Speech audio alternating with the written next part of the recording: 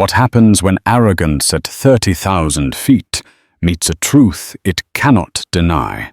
A black mother flying first class with her child holds a ticket that looks different. A wealthy passenger beside her points and laughs, accusing her of being a fraud. "You don't belong here," the woman snarls. The flight attendant agrees, threatening to move her to the back of the plane. But they all missed one crucial detail. In 5 minutes, the cabin door will open again, and the airline's CEO will walk on board, look past the jeering passenger, and welcome the mother he's been waiting for personally.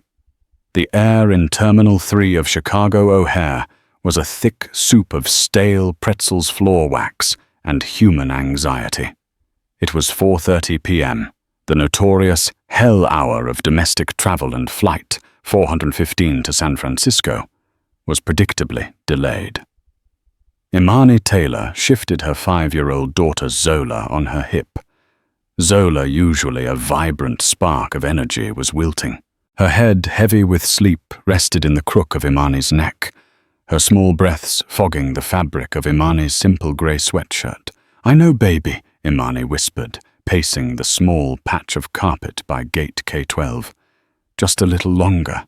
We'll get on the big plane, and you can watch Dragon's Treasure." Zola mumbled something about wanting juice, her eyes remaining firmly shut. Imani was exhausted. It wasn't just the physical exhaustion of navigating one of the world's busiest airports with a small child and 2 carry-ons. It was a deeper, bone-deep weariness. She was a single mother and a brilliant, sought-after aviation systems architect. The two identities often felt like they were in a tug-of-war, and today the rope was fraying. She was on her way to San Francisco to present the final phase of the EtherSafe protocol, a revolutionary predictive maintenance system she had designed and coded from the ground up. It was a system poised to save Trans-American Airlines, her client, hundreds of millions of dollars, and more importantly, countless lives. This presentation was the culmination of 3 years of sleepless nights of coding, until her fingers ached of fighting to be taken seriously in a field dominated by men who looked nothing like her. This trip was supposed to be a victory lap. Robert Grossman, the CEO of Trans-American, had insisted she and Zola fly first class. "You've earned it, Imani," he'd said over the phone, his voice booming with genuine enthusiasm. "We're all waiting for you." But the booking had been strange. It wasn't a standard e-ticket. A courier had delivered a stiff cardstock folder containing a boarding pass with a crimson border and a booking code that read XX Prime Door1. It looked more like an invitation than a ticket. "That's just my personal executive booking," Grossman's assistant had explained. "It overrides everything. Just show it at the gate." Now, standing at that gate, the overriding ticket felt less like a privilege and more like a target. The tension at the gate was palpable. A man in a rumpled suit, Frank Bishop, was berating the gate agent, a young man named Gary, with a strained smile. "What do you mean, no more complimentary upgrades?" Frank demanded, his voice carrying easily over the din. "I am a Diamond Medallion member. I always get the upgrade." Beside him stood his wife, Meredith Bishop. She was a woman, sculpted by privilege, draped in a cream-colored cashmere wrap, her blonde hair pulled into a severe, sleek ponytail. She wasn't yelling. She didn't have to.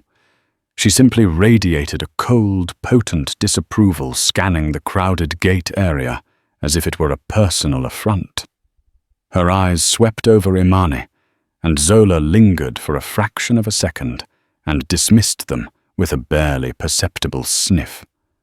Imani felt the familiar hot prickle of judgment and instinctively pulled Zola closer.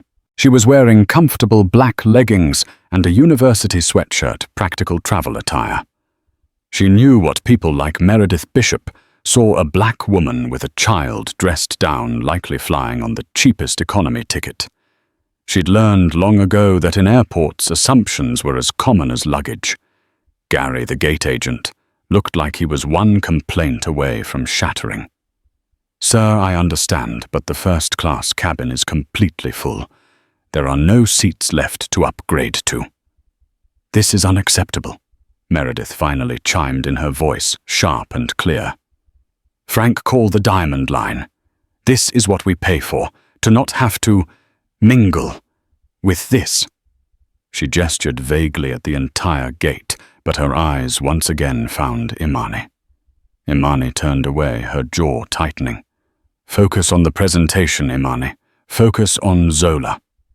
Finally, after another 20 minutes, the intercom crackled. "We are now ready to begin boarding flight 415 to San Francisco. We'd like to invite our active duty military members and any passengers needing special assistance to board at this time." A pause. Then, "We now invite our first-class passengers to board through the priority lane." Frank and Meredith Bishop were already in line, their designer luggage gleaming. Imani sighed gently, roused Zola, and got in line behind them. "Mommy plane time," Zola murmured. "Yes, baby. Plane time." The Bishops breezed through. Gary scanned their passes with a "Welcome aboard, Mir and Mrs. Bishop." Then it was Imani's turn. She juggled Zola to her other hip and handed Gary the stiff, crimson-bordered pass. Gary frowned. He scanned it. The computer beeped a low, negative tone. He scanned it again. Beep. "Ma'am, this isn't scanning," he said, his voice laced with suspicion. "It's a corporate executive booking," Imani explained calmly, though her heart rate kicked up. "From Robert Grossman's office?" Gary typed the code manually. He stared at his screen. I don't see this code in our system. It just says, C agent." "Are you an employee?" "I'm a consultant," Imani said, her voice remaining level. Behind her, Meredith Bishop, who had paused to put her phone in her bag, turned around. "Oh, for heaven's sake," she sighed loud enough for the entire line to hear. "What's the hold-up now?" "Just a moment, ma'am," Gary said, his face reddening. "This passenger's ticket is invalid." "Invalid?" Meredith stepped back toward the podium, a cruel, amused smirk playing on her lips. She looked at Imani, then at the strange, crimson-bordered card in Gary's hand. And then she laughed. It wasn't a small chuckle. It was a full, condescending laugh that cut through the noise of the terminal. "A consultant," she scoffed, looking Imani up and down. "In first class with that ticket. Goodness, the scams are getting elaborate. Are you sure you're not on standby, dear? Or maybe you're with the cleaning crew convention?" The line stopped. Everyone was staring. Imani felt her face burn with a humiliation so hot it stung her eyes. Zola, sensing her mother's tension, whimpered and buried her face in Imani's shoulder. "Ma'am," Imani said, her voice dangerously quiet. "That is my seat, if you'll excuse us." "I don't think so," Meredith said, blocking her path. "Gary, you shouldn't let people like this hold up the line. If her ticket is fake, she needs to go to the back, or to security." "Mrs. Bishop, please," Gary stammered, overwhelmed. "I am not an employee," Imani said, her patience snapping. "I am a lead architect for the Ether-Safe protocol, and I am a guest of your CEO. Now, if you will please check your internal manifest, you will find my name, Imani Taylor, and my daughter Zola Taylor in seats 2A and 2B. Her authoritative tone gave Gary pause. He typed, his fingers flying. He scrolled, and he paled. There, on a separate high-priority manifest he'd overlooked, were the names. "Oh," he whispered. I see it. I'm so sorry, Miss Taylor. It was on the executive list. He fumbled for a pen and scribbled on her boarding pass. Please go ahead. My apologies. Imani gave Meredith Bishop a look of pure, cold steel and walked past her down the jet bridge. Her head held high even as her heart hammered against her ribs like a trapped bird. Meredith watched her go, her face a mask of disbelief and fury. Well, I never, she muttered to her husband. The nerve. She probably complained to get that seat. Frank just shrugged, eager to get to his drink. Whatever, honey. Let's just get on board. As Imani stepped onto the plane, she thought the worst was over. She was wrong. The cabin of the Airbus A321 was a sanctuary of hushed tones and plush light grey leather. The first-class cabin was intimate, just 4 rows of wide, pod-like seats. Imani quickly found 2A and 2B, the window and aisle seats. She gently settled Zola by the window, who immediately pressed her nose to the triple-paned glass, her fatigue momentarily forgotten. Look, Mummy, the trucks are tiny. They are, aren't they? Imani smiled, her tension easing for a moment. She began stowing her laptop bag under the seat in front of her, her own carry-on, clicking neatly into the overhead bin. She was organized, efficient. A moment later, the Bishops arrived. Frank, ignoring everyone, settled into 1A. Meredith, however, paused in the aisle, her eyes locking onto Imani. She saw Imani sliding into the seat next to her daughter. Saw her accept a pre-departure orange juice from a smiling flight attendant. Meredith's face soured. She had been publicly second-guessed by the gate agent, and the object of her scorn was now seated comfortably in a seat just as good as hers. It was an imbalance she couldn't tolerate. She flagged down the lead flight attendant, a woman in her 50s with perfectly coiffed hair and a name tag that read, Brenda. Excuse me, Meredith said, her voice a stage whisper that carried through the entire cabin. Brenda, I have a concern. Brenda leaned in her face, a mask of practiced customer service. Of course, Mrs. Bishop. How can I help? I am a 1,000,000-mile flyer with this airline. Meredith began a line that Imani knew was meant to establish dominance. I pay a significant amount of money for the comfort and security of this cabin, and I am uncomfortable. She nodded subtly back toward Imani and Zola. That woman in 2A, there was a significant issue with her ticket at the gate. It was invalid. She caused a terrible scene, and now her child is already, well, you can see. She's got her feet on the bulkhead. Imani looked. Zola, still in her car seat, which Imani had expertly installed, was coloring in a book, her legs dangling, not touching anything. I just don't feel safe with this kind of element in first class. Meredith finished, her voice dripping with insinuation. I'm sure she's not supposed to be here. You must check her ticket. Again. Brenda's professional smile faltered. She glanced back at Imani. She saw a young black woman in a sweatshirt and a small child. Then she looked at Meredith, a Diamond Medallion member dripping in cashmere and quiet wealth. Brenda made a calculation. I understand completely. Mrs. Bishop, Brenda said, her tone shifting from accommodating to conspiratorial. Let me handle this. Brenda turned and marched the 3 steps to Imani's row. She planted herself in the aisle, blocking the path.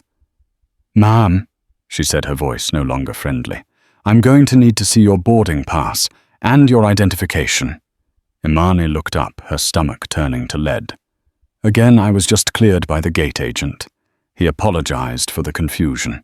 I'm aware of what the gate agent did, Brenda said, stressing the title with disdain. But I am responsible for the cabin. And we have a passenger manifest discrepancy. I am seeing a standby code for this seat. Now your pass and ID, please. This was a blatant lie. Gary had cleared her. But Brenda was playing to Meredith, who was watching with a satisfied smirk.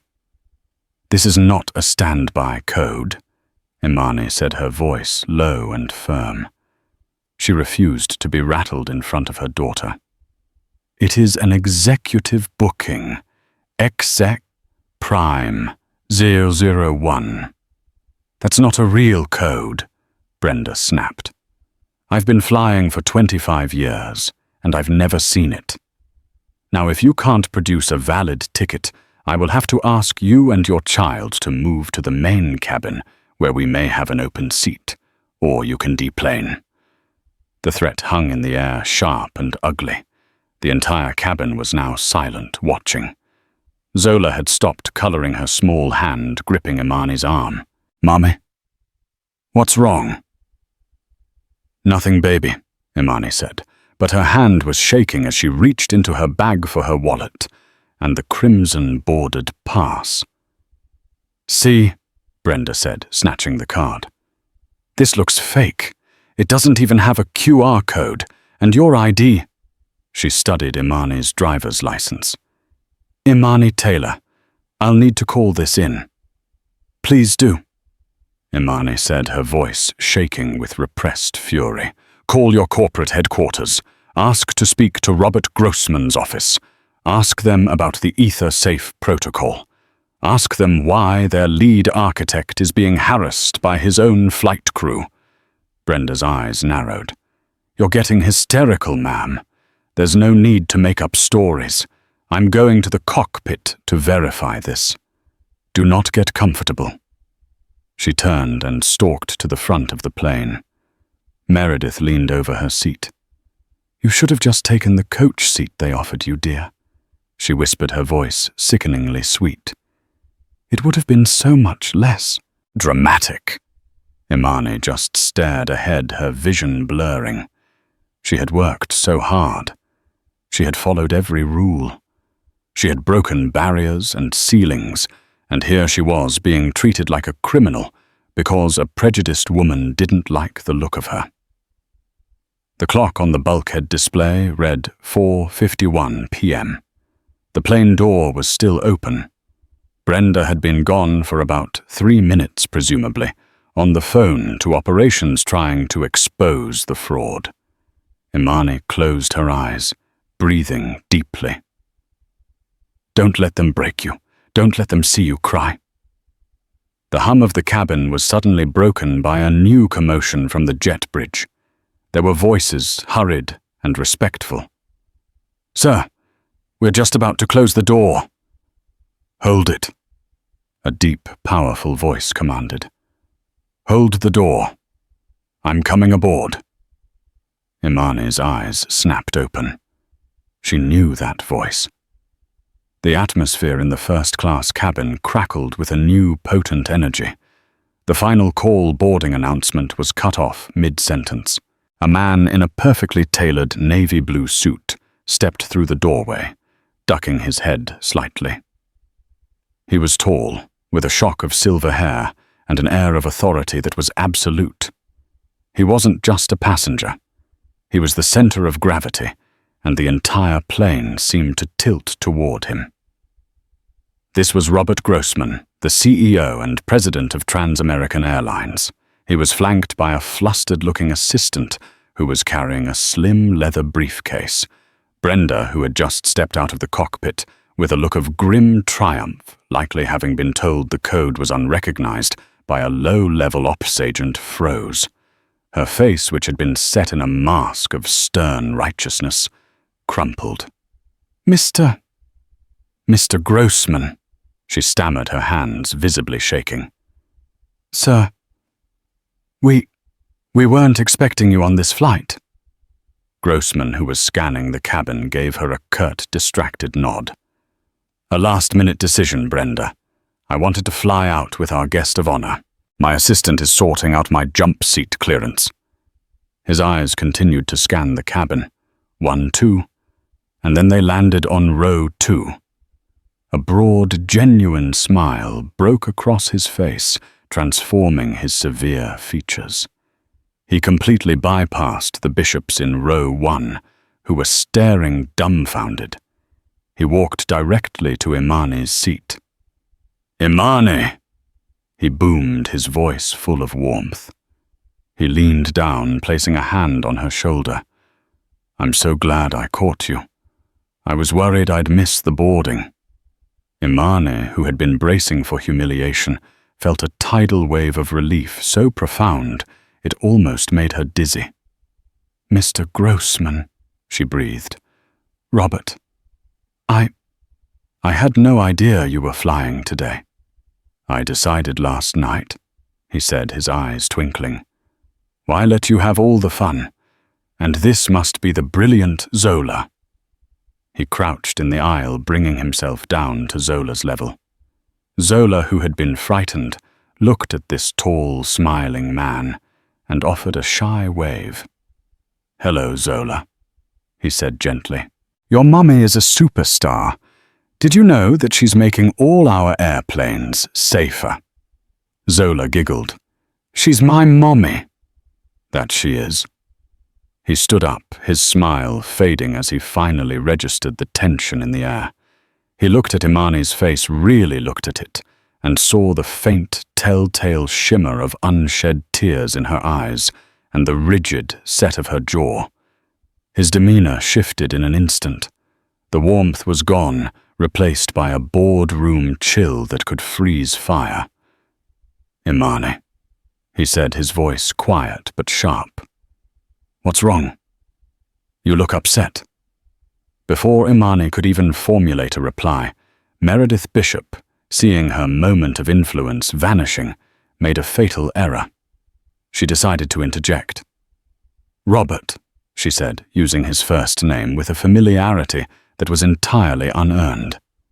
"Frank and I are so glad you're here. This woman has been causing a terrible disturbance." Grossman turned his head slowly, as if just noticing her. He didn't know her. "I'm sorry you are." "Meredith Bishop," she said, offering a tight smile. "My husband Frank, Diamond Medallion." "I see," Grossman said, his face unreadable. "And what disturbance is that Mrs. Bishop—" "This passenger," Meredith said, gesturing at Imani with a dismissive wave of her hand. She's clearly not meant to be in this cabin. Her ticket was fraudulent and Brenda was just about to have her removed. She's been claiming to know you, which is just absurd." A dead silence fell over the cabin. Every passenger was listening. Every crew member was frozen. Robert Grossman stared at Meredith Bishop for 3 long, agonizing seconds. He didn't blink. He then turned his gaze to Brenda, who looked like she was about to be physically ill. "Brenda," he said, his voice soft, almost conversational. "Is that true? Were you removing Ms. Taylor?" "Sir, I—" Brenda stammered, holding up Imani's crimson-bordered pass like a shield. "This ticket, it's not a valid code. I called operations. They'd never seen it, and Mrs. Bishop confirmed she was. She was being disruptive at the gate." Grossman looked at the crimson card in Brenda's hand. He then looked back at her, and all pretense of civility vanished. "Give me the pass," he commanded. Brenda flinched and handed it to him. "Brenda, have you ever seen my signature?" he asked. "Sir, my signature. Have you seen it?" He pointed to a small gold-embossed signature on the bottom corner of the pass. "That's mine. This pass, XX Prime 001, is my personal unlimited booking code. It is issued to one person at a time at my direct invitation. Today it is issued to Ms. Imani Taylor. The woman you were about to throw off my airplane." He let the words hang in the air. But... Brenda was white as a sheet. She's what, Brenda?" Grossman challenged, his voice rising. "She's a consultant. Is that what you were told? Let me be perfectly crystal clear. This is Ms. Imani Taylor. She is the lead architect of the Ether Safe Protocol. She is, as of this morning, the single most important vendor my airline has. Her work is projected to increase our safety rating to #1 in the world and save this company $400 million in the next 5 years. She is my guest of honor. And you treated her like a criminal." He turned his icy gaze back to Meredith Bishop. "And you, madame, you have never. You find it absurd that I would know her. You, a Diamond Medallion member, feel uncomfortable." Meredith had gone from pale to a mottled, sickly red. It was a misunderstanding. It didn't sound like a misunderstanding from the jet bridge." Grossman shot back and the cabin gasped. "I was at the podium with my assistant when you and your husband boarded. I heard you. I heard your comments about the cleaning crew convention. I heard you laugh at her. I had my assistant hold me back to see if my crew would handle the situation. Instead," he looked at Brenda with utter disgust, "you compounded it." The humiliation in the cabin was so thick it was hard to breathe. Meredith Bishop looked like she had been slapped. Frank Bishop looked like he wanted to crawl under his seat. Grossman turned back to Imani, and his entire demeanor softened again.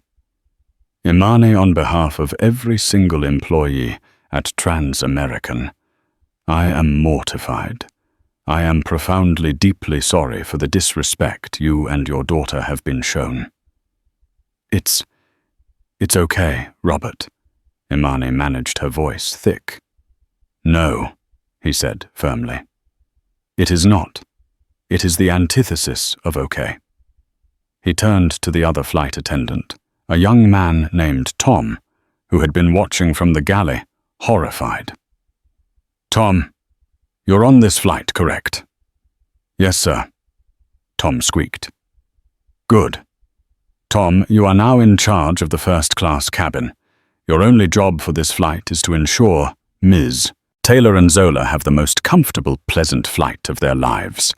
I want Zola to have an ice cream sundae before we even take off. Understood?" "Yes, sir. Absolutely, sir."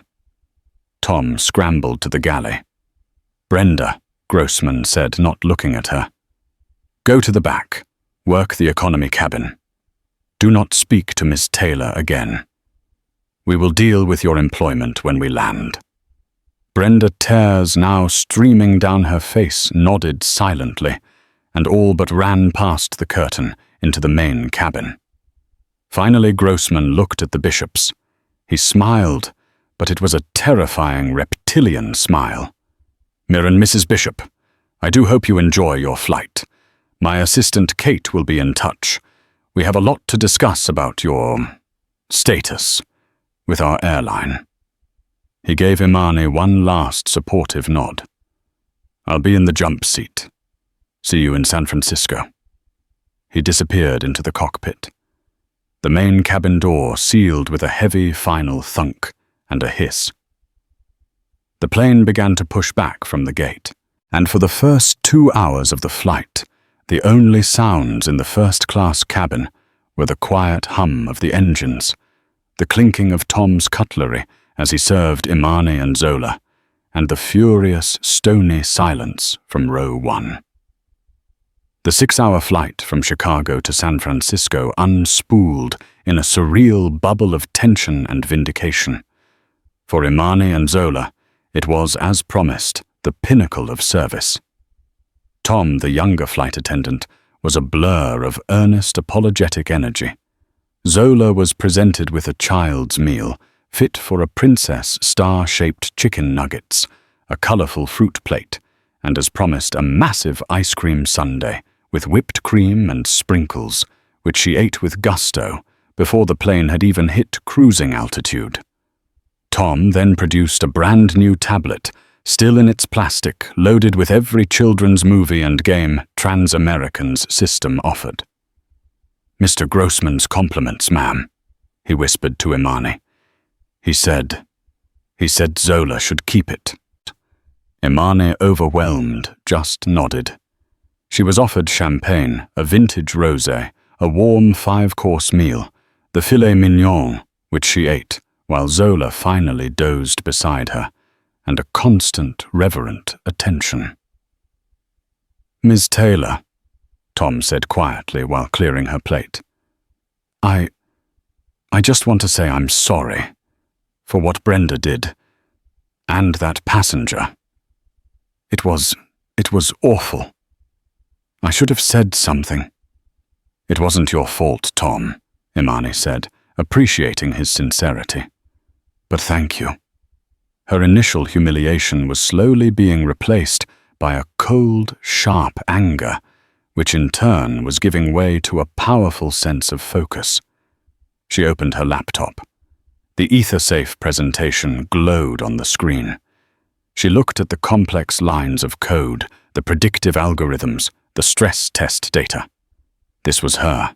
This was her work. It was brilliant, and she knew it. The ignorance of people like Meredith Bishop and Brenda couldn't touch this. It couldn't diminish her. She worked for an hour, her fingers flying across the keys, refining her closing arguments. She was no longer just a consultant coming to present. She was a woman who knew her worth, and now everyone else knew it too. In row 1, the atmosphere was glacial. Meredith Bishop sat rigid in her seat, her arms crossed, refusing all food and drink. She didn't watch a movie. She didn't read. She just stared at the bulkhead, her face a mask of incandescent rage. Her internal monologue was a tempest. How dare he? How dare that girl embarrass me? She wasn't sorry. She was furious that she had been caught. She was enraged that her diamond medallion status, her armor against the world, had not only failed her, but had been used as a weapon against her. This is a lawsuit, she thought, her mind racing. Discrimination against a loyal customer. Harassment by a CEO. That little, she glanced back. Affirmative action hire probably has him wrapped around her finger. This is what's wrong with the world. People like us are being pushed aside for people like her. She blamed Frank for not being more aggressive. She blamed Brenda for being weak and getting caught. She blamed the gate agent for being incompetent. She blamed Robert Grossman for being unprofessional. In her mind, she was the victim. Frank Bishop, meanwhile, was trying to disappear. He had 2 stiff scotches back to back and was now pretending to be asleep, his eye mask pulled down tight. He was a corporate lawyer. He understood far better than his wife the scale of the disaster they were in. Robert Grossman wasn't just a CEO. He was the CEO, a titan of industry. And his wife had just in the most public way possible accused his star consultant of fraud based on overt, undeniable prejudice. She's going to cost me my partnership. He thought, his stomach churning with a mix of fear and resentment for his wife. All those miles, gone. Banned. He said banned. The other first-class passengers, a Silicon Valley venture capitalist, an older couple, a quiet man in a tailored suit, all pretended to be absorbed in their own worlds. But they weren't. They were acutely aware of the drama. Every time Tom fawned over Imani, it was a subtle rebuke to the bishops. Every polite, "no thank you," from Meredith was a fresh data point in the story they would be telling at dinner parties for weeks. The flight was a long, pressurized stage play about power, prejudice, and the slow, agonizing tick of a clock counting down to consequences. As the plane began its final, smooth descent over the San Francisco Bay, the cabin came to life. The fasten seatbelt sign chimed. Imani gently woke Zola, who was groggy and warm. "We're here, baby. We're in San Francisco." The plane touched down with a gentle bump, and as it taxied toward the terminal, a voice came over the intercom. It wasn't the captain. It was Tom. "Ladies and gentlemen, welcome to San Francisco. We are taxiing to gate F-18. At this time, we ask that all passengers please remain seated." He paused, and his voice took on a new formal tone. "We have a special request this evening. Will all passengers please remain in your seats to allow Ms. Imani Taylor and her party to deplane first? Thank you." Meredith Bishop's head whipped around, her eyes flashing. This was a VIP protocol. This was another humiliation. Imani, surprised, quickly gathered her and Zola's things. The moment the plane came to a final stop at the gate and the ding of the seatbelt sign sounded, Robert Grossman emerged from the cockpit, smiling. "Ready, Imani?" he asked as if nothing had happened. He personally helped her with her carry-on from the overhead bin. "We have a car waiting. No need to fight the terminal." "A car?" Imani asked. "On the tarmac. It's the least I can do." He led Imani and Zola by the hand to the front door. The entire plane, first class and economy, watched as the CEO of the airline personally escorted the black woman in the sweatshirt and her daughter off the plane before anyone else. As Imani stepped into the jet bridge, Grossman paused. He turned back and made eye contact with Frank and Meredith Bishop. Then Tom's voice came over the intercom again, and this time it was ice. "Will Mr. and Mrs. Frank Bishop in seats 1A and 1B please remain in your seats? All other passengers may now deplane. Mr. and Mrs. Bishop, please remain in your seats. A security representative will be on board to speak with you momentarily." Meredith let out a small, strangled gasp. Security. The rest of the passengers filed out, casting curious, pitying, and scornful looks at the couple in row 1, now trapped in their seats of shame. Imani, from the top of the jet bridge, saw 2 men in dark suits and a uniformed SFO police officer walking down the ramp against the flow of passengers. Grossman guided her toward a side door marked "Crew Only." "Don't worry about them, Imani. You have a presentation to prepare for." He led her down a set of private stairs, and as they burst out into the cool bayside air, a sleek black Suburban was waiting. Back on the plane, the last economy passenger had disembarked. The cleaning crew was held at the door. The 2 men in suits and the police officer stepped into the first-class cabin. Meredith and Frank Bishop sat alone. One of the men, a stern man of Asian descent with a Trans-American security badge, stepped forward. His name tag read, David Chen, Director of Corporate Security. "Mr. and Mrs. Bishop," Chen said. His voice was flat, devoid of emotion. "What is the meaning of this?" Meredith demanded, finding her voice. "We are being held against our will. This is kidnapping." The police officer just rested a hand on his belt. Silent. David Chen consulted his tablet. "Ma'am, I am here to inform you of the findings of an in-flight investigation conducted by our corporate office and the CEO." "This is ridiculous." Frank tried, the lawyer in him taking over. "You can't just—" "Sir, please let me finish," Chen said, cutting him off. "We have multiple witness statements, including from the CEO, that you, Mrs. Bishop, initiated a campaign of verbal harassment against another passenger, Ms. Imani Taylor, based on her appearance and perceived race. You did so at the gate, and again on board, attempting to have her wrongfully removed from her ticketed seat. "It was a misunderstanding," Meredith shrieked. "Your misunderstanding involved invoking your medallion status to bully a flight attendant into discriminatory action. This constitutes a direct violation of Trans-American's Conditions of Carriage, Section 4A, regarding passenger conduct and harassment." Chen's voice was cold and precise. He was reading from a script. "As of 6:15 p.m., Pacific Time Trans-American Airlines is immediately and permanently revoking your Diamond Medallion status and all associated and accrued frequent flyer miles." Meredith's mouth fell open. "What no?" We have over 3 million miles. You can't." "We can and we have," Chen stated. "That's the financial penalty.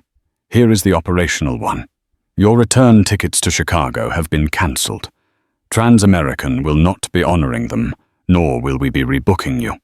You will need to find your own way home on a different airline." Frank Bishop slumped. This was it. "And finally," Chen said, "due to the severity of your harassment of a priority passenger and your disruptive actions toward the crew, you are both being placed on the Trans-American Permanent No-Fly list. You are banned from this airline. For life." "Banned!" Meredith screamed. The word echoed in the empty metal tube. "Banned for what?" "For a misunderstanding. For harassment, ma'am," Chen said. "Now your checked baggage will be available at Carousel 4. The officer will escort you to the public side of the terminal. If you refuse, you will be trespassing." Meredith was hyperventilating, her face a mask of purple rage. This is... Frank, do something." Frank Bishop, defeated, just shook his head. "Meredith, just be quiet." Like criminals, the two were escorted off the plane, down the jet bridge, and into the terminal, followed by the silent, watchful police officer. The dream trip to San Francisco was over. The hard karma they had sown in Chicago had been reaped in full before they even reached baggage claim. The next morning, Imani Taylor stood in a state-of-the-art boardroom on the 50th floor of the Trans-American Tower. The view of the Golden Gate Bridge was spectacular, but Imani's focus was singular. For 90 minutes, she held a room of executives, engineers, and data scientists captive. She moved through her presentation with a precision and passion that was breathtaking. She wasn't just presenting data. She was telling the story of a safer future. She explained how her EtherSafe protocol used machine learning to predict component failure not just before it happened, but before the component itself even knew it was failing. Robert Grossman sat at the head of the table. He didn't say a word. He just watched her, a look of profound pride on his face. When she finished, there was a beat of stunned silence. Then the room erupted in applause. It wasn't polite. It was thunderous. The EtherSafe system was unanimously approved for an immediate fleet-wide rollout 5 months ahead of schedule. Imani was given a 7-figure signing bonus for an exclusive multi-year contract and a new title, Chief Safety Systems Architect. Her life changed in that meeting, but the ripples of the day before were still spreading. Robert Grossman was a man who did not tolerate incompetence, and he despised prejudice. The incident on Flight 415 had become his personal crusade. He first dealt with Brenda, the flight attendant. She was not, as many assumed, fired on the spot. Grossman was smarter than that. He had her brought to his office. She was weeping, offering 1,000 apologies, begging for her job of 25 years. "Brenda," he said, his voice quiet. "Firing you is easy. It lets you off the hook, and it doesn't solve the problem. The problem is you saw a wealthy white woman in cashmere, and you took her word without question over a black woman in a sweatshirt. You saw a problem and you chose the wrong side. You failed, miserably. She was grounded for 3 months without pay. She was permanently banned from working the first-class cabin. And to keep her job, she was required to complete and then teach a new intensive 30-hour course on de-escalation, implicit bias, and cultural sensitivity that Trans-American was building. Her redemption would not be private, it would be public, and it would be part of her job for as long as she remained. She had to earn her uniform back. The news about the bishops spread through the high-flying community like wildfire. The story was anonymously leaked on several prominent airline blogs.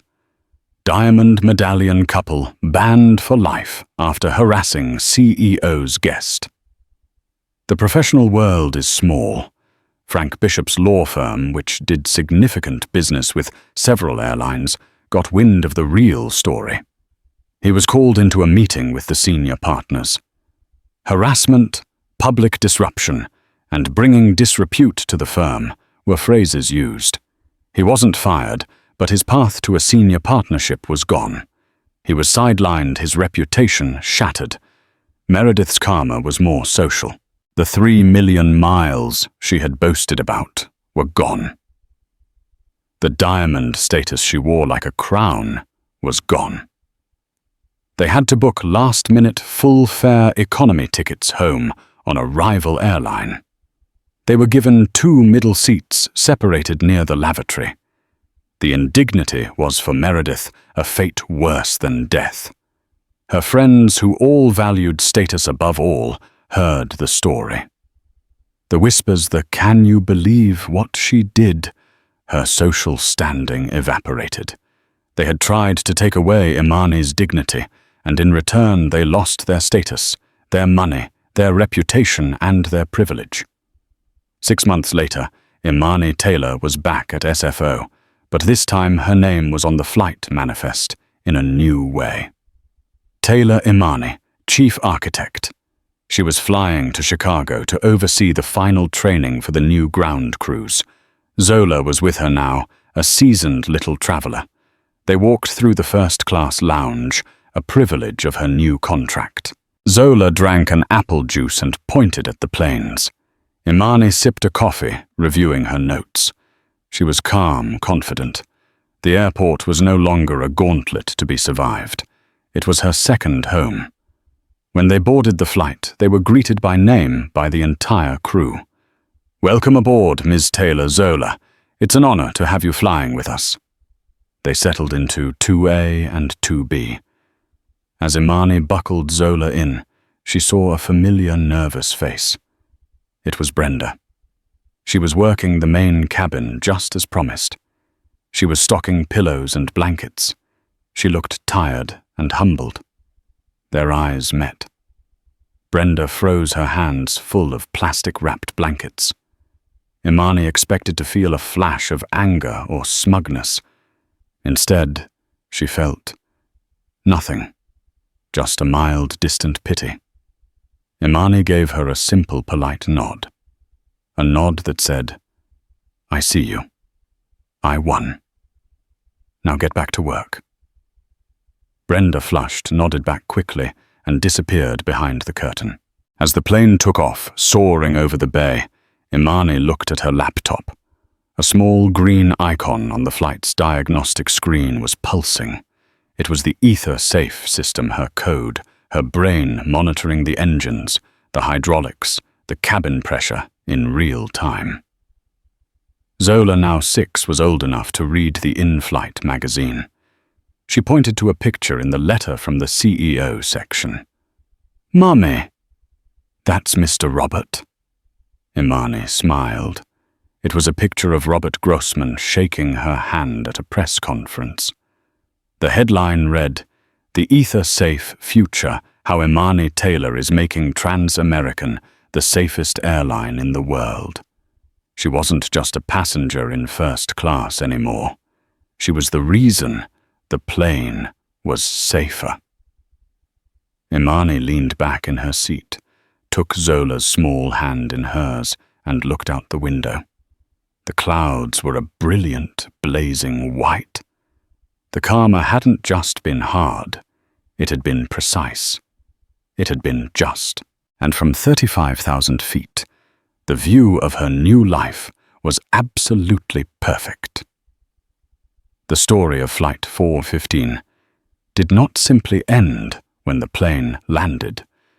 It became a legend, a data point, and a catalyst. At Trans-American Airlines, it was quietly referred to as the 415 Protocol, a case study that became mandatory in every single new hire training from the C-suite to the baggage handlers. Robert Grossman, true to his word, had used the incident as a scalpel. He didn't just punish, he rebuilt.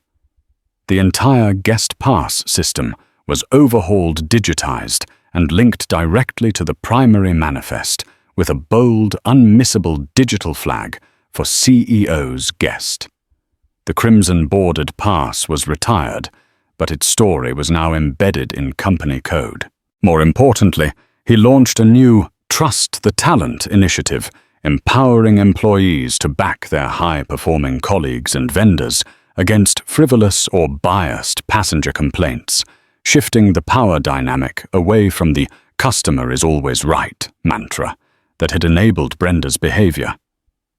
Brenda, for her part, walked a long, difficult path. She served her 3-month unpaid suspension in a haze of shame. When she returned, she was as promised assigned to teach the implicit bias course. The first few classes were a stiff, awkward recitation of corporate-approved slides. She was a pariah, and she knew it.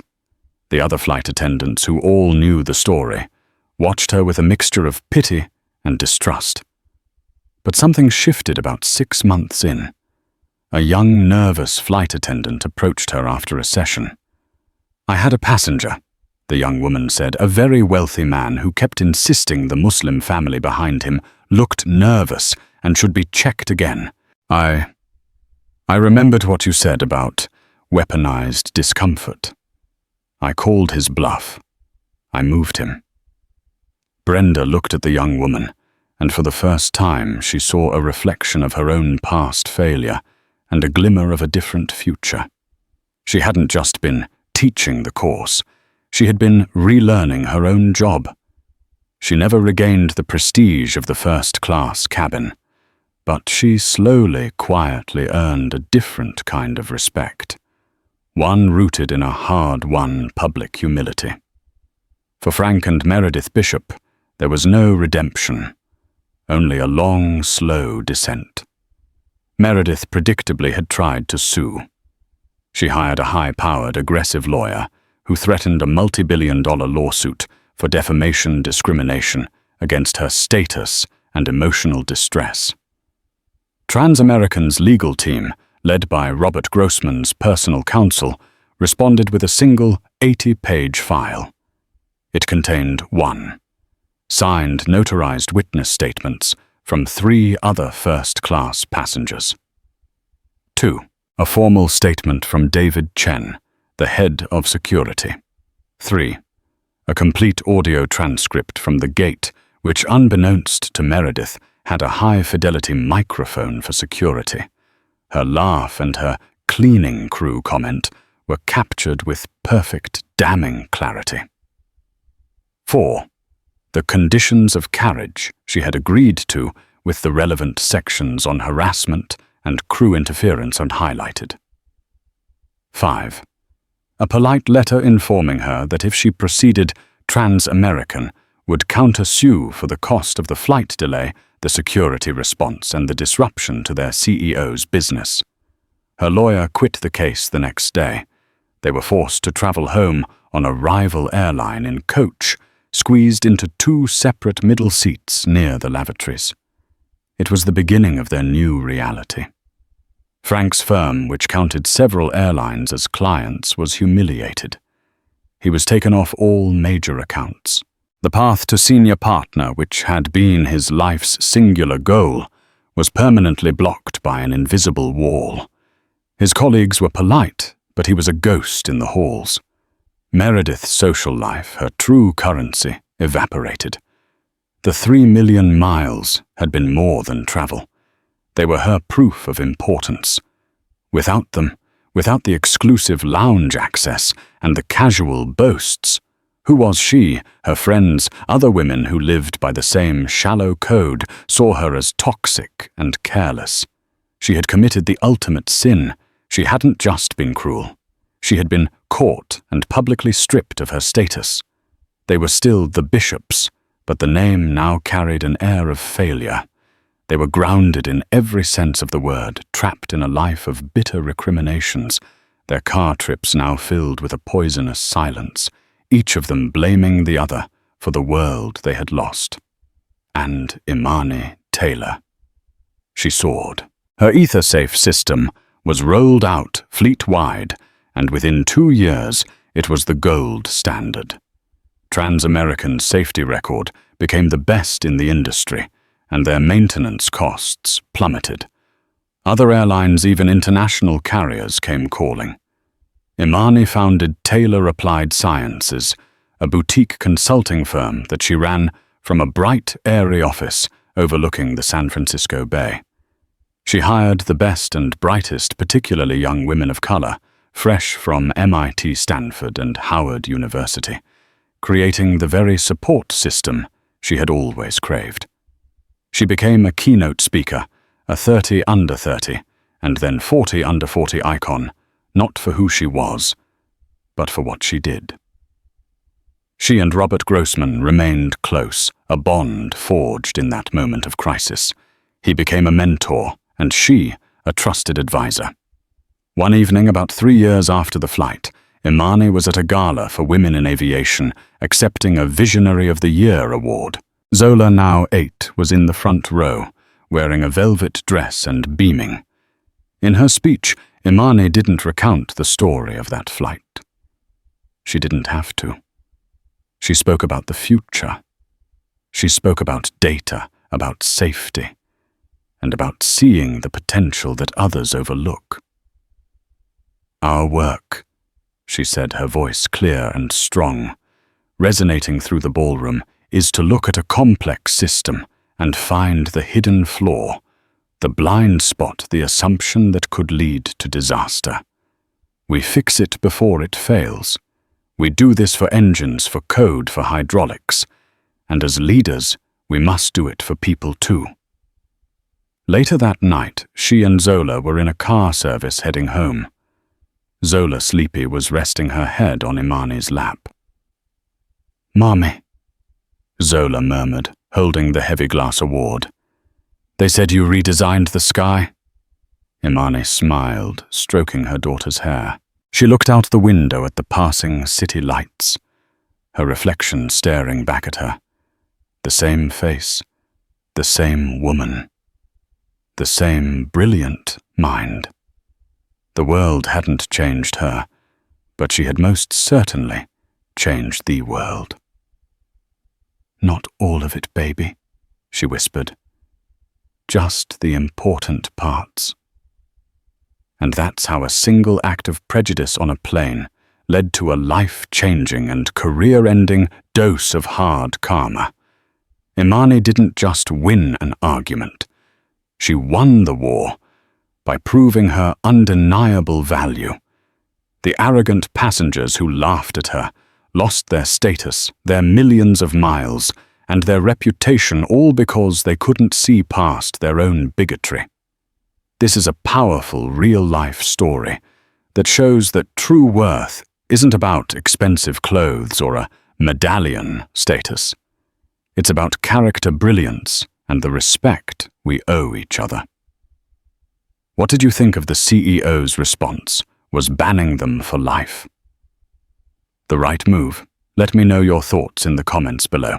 If this story moved you, please hit that like button. Share it with someone who needs to hear it, and be sure to subscribe to the channel for more true life stories of drama, twists, and karma. Thank you for watching.